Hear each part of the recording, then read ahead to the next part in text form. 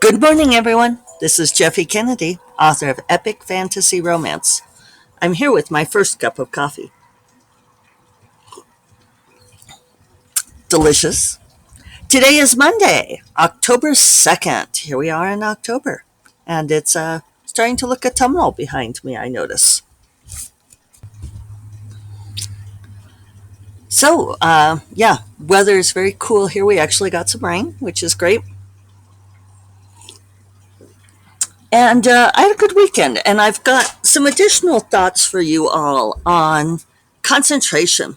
Um, Deliberately honing our ability to focus and to concentrate.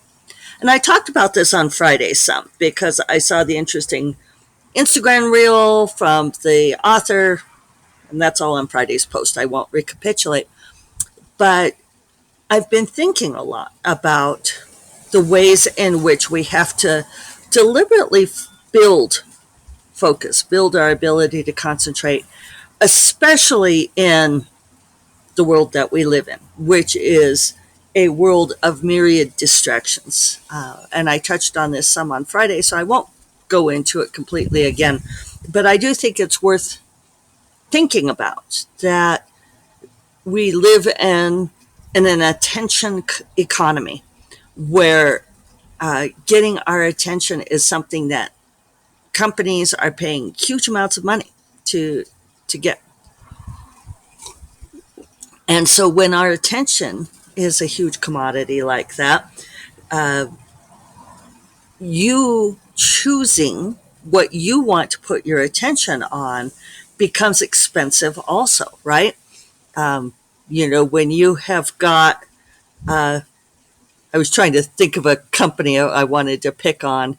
Um, well, let's go with Elon Musk. When you have Elon Musk pouring money into trying to get your attention, then you're fighting against big dogs. You're fighting against people who are putting all of their wiliness into taking your attention and putting it on what they want. They really don't care about you getting your work done or about you working on your novel or thinking about some naughty problem that you are trying to solve. They care about selling you their products, right? And in order to do that, they need your attention. So I'm not sure that there is you all know that I'm not much for saying that we live in the end times or that things are worse, but I am not sure that there has been another time in human history where we have had so much competition for our attention. And, I think longingly of days, authors like Jane Austen. I have this very romantic idea of it, of course, um, because I very much enjoy, having things like modern healthcare and so forth. So I've never been really one to say I want to go back in time. Gillian is out here with me, and he got himself tangled up. So all is well now. If you're on video, you can see him in the background there. So, yeah, I'm not one to romanticize history much, but I do have this idea of before there was so much competition for our attention. And I do think of like Jane Austen, and I have this idea of living in the bucolic country manor where the pace of life was very slow.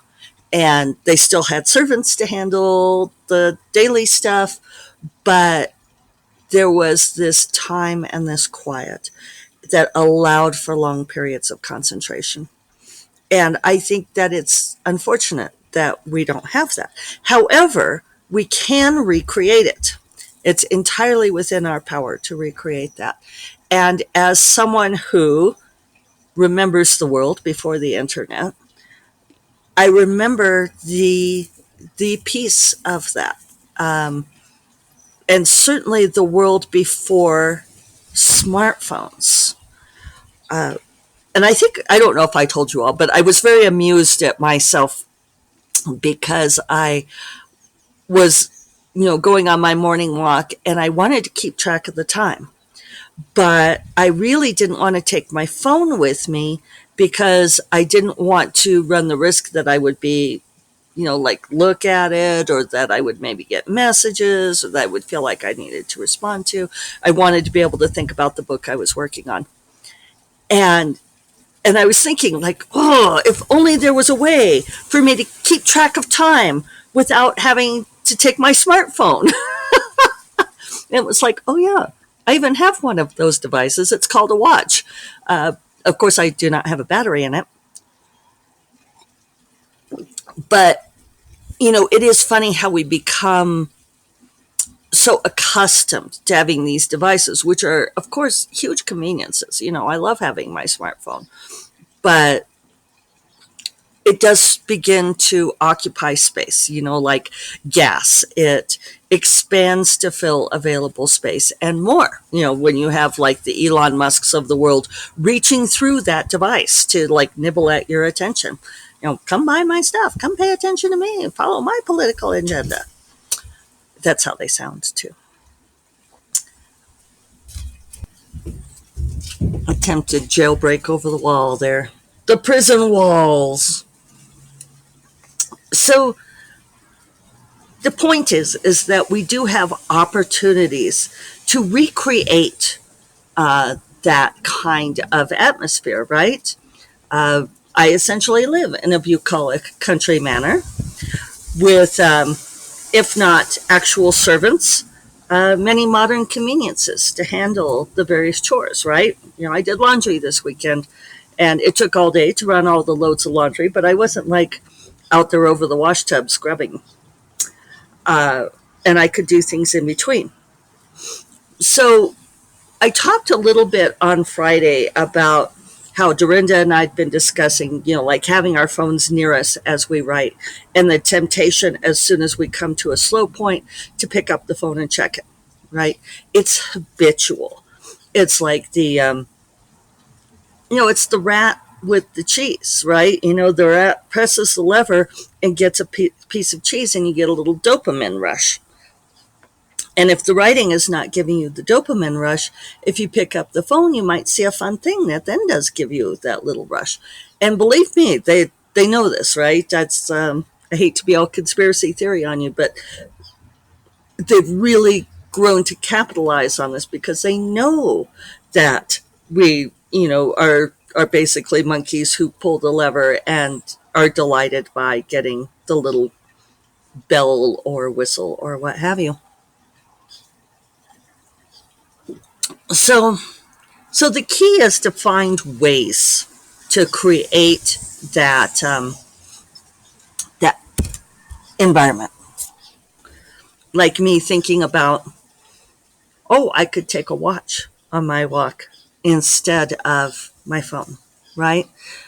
Go back to older technology. I know some people who are going to using flip phones so that they have a way to text and make phone calls without all the other stuff on there. So, one thing I was thinking about this weekend, because I don't write on the weekends, I try to give myself that time off, that mental space, refill the well. And sorry, I started thinking about aggressively refilling the well. I did some of that this weekend, and it was good. It was, I did some different things than I normally do. But what you want to do is think of ways in which your attention is constantly scattered and or seized and yanked away from whatever you're wanting to think about or work on. And some of these things are inescapable, right? If you have children, those small monkeys are going to be seizing your attention all the time because that's what they do. You can find ways to limit that, right? You can send them off with other people, preferably people that you trust. Get your spouse to help with that as much as possible. I know it's difficult when you're all competing for, you know, to all have that time to think. Your spouse will probably want that as well. So you take turns, right?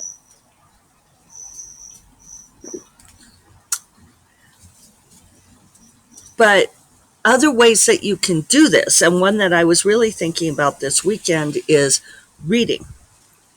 Especially those of you who, I'm going to guess that most of you who listen to this podcast are readers. Um, I'm just, yeah, I feel like that's a fair assumption to make. And if you haven't been reading, then here's a way to get back into reading. So I've recently read two paper books in a row. Um, and I don't think I've been talking about what I've been reading. I read Winter's Orbit by Everina Maxwell. I read that on Kindle because I had a copy of Ocean's Echo, also by Everina Maxwell, the second book. Science fiction, sort of space opera, some romance, a lot more romance in the first book than the second. Um, but yeah, I was going to tell you something else about them and then realized I shouldn't say it yet. Soon we should have official announcement. But yeah, so I read those. I thought they were good. Um, I thought Winter's Orbit, it had a really great initial setup. The premise was good, a lot of sexual tension. Book two has like no sexual tension. It still has a romance, but it is, spoiler, never consummated, um, or barely consummated, and not a lot of the same tension. Uh, and I thought that even there was a lot more political intrigue in Ocean's Echo, but I found it not as compelling political intrigue as the first book. But it could have been one of those things where she was working on. I believe Everina goes by she, her. I should probably check, but I'm not going to. Well, I should. Okay, she is she, but she's queer, so that was probably why I wanted to check.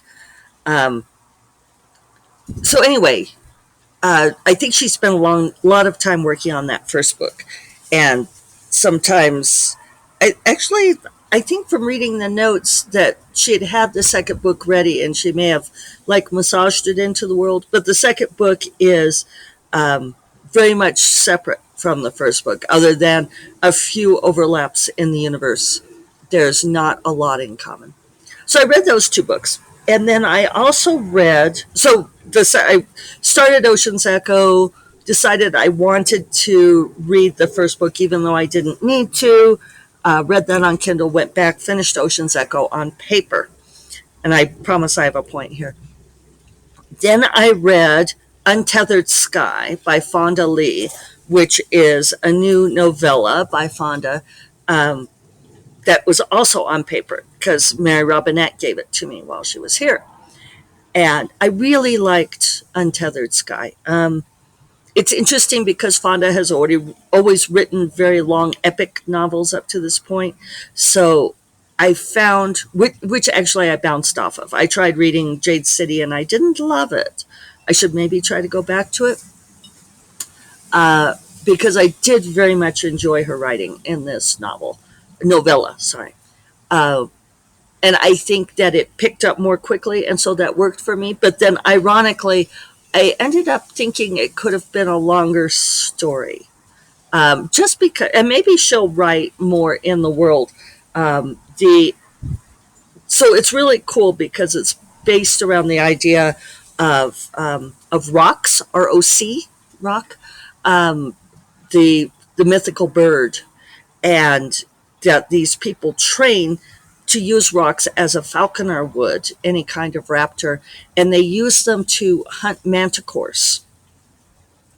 And yeah, and manticores are the big evil beastie, and so that's it was a really cool premise. Vivid characters. The novella is very tight. It's beautifully written. I do recommend it. Um, it's got a smidgen of romance, not enough to satisfy a romance reader, but really interesting fantasy story. So I finished reading that on paper. And I have not been reading on Kindle lately. And so a lot of you will recall when Kindle came out that there was all this brouhaha and like these supposed studies that were stupid. Um, Not that I have a strong opinion about how we don't deep read on Kindle, but that we do deep read on paper. And the reason that I say these studies were stupid was because they were mostly based on like nonfiction stuff or like reading news articles. And a lot of times people were reading on like iPads and when they were doing these studies and they could easily click off of the book and onto something else. Now I have a Kindle Paperwhite which has nothing else on it. It's just only the Paperwhite. It's only the book. And I feel like I can deep read just as well on that as I can on paper. And so it was interesting sort of doing that touchback to paper. I like reading on my Kindle because it's easier to hold and it has a scalable font. I have to use my readers to read on paper, which gets a little annoying. And you have to have light. I mean, what is with this? I also found myself like swiping my finger across the paper page to get it to turn, which it didn't. Habits, right? So, anyway, uh, but I do find that when I'm reading on my Kindle, again, if I have my phone nearby and somebody messages me, then I pick it up. Or I just pick it up sometimes to like look at Instagram. And Instagram's the only social media thing that I have on my phone anymore. Well, I have TikTok, but I never like to look at TikTok, so that's not a temptation. But I was finding that if I left my phone inside, so I would only pick it up if somebody messaged me. If I like got up to go inside to answer, like you would, like, oh, say a landline phone that was on your kitchen wall, right? It was good for me to have only the Kindle in my lap and to sit there and, or the paper book, and focus entirely on that.